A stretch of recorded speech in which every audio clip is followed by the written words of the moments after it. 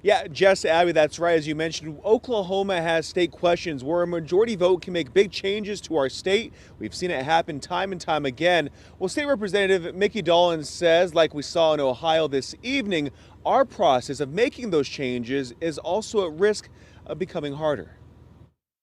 People of Ohio have decided overwhelmingly to retain their power and not give it away to a few controlling politicians. State Representative Mickey Dolan's reacting to Ohio voters rejecting the proposal that would have made it harder to change their state constitution. Issue 1 would have raised the requirement from 50% to 60% of the vote. It's really important for the people in states that have direct democracy, example, the ballot initiative, to do everything they can to protect that process. The GOP-backed proposal in Ohio seen as a win for reproductive rights, with voters there expected to vote on the issue this November. And this isn't just concentrated to Ohio.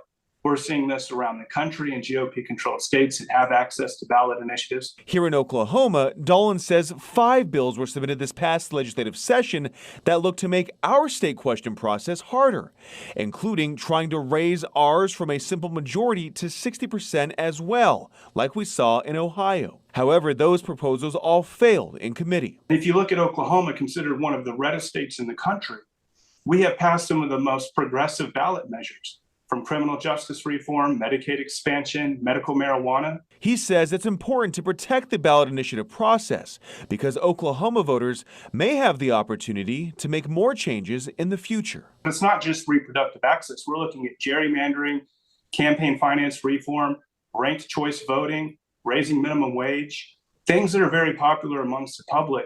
They don't want you to have a say on.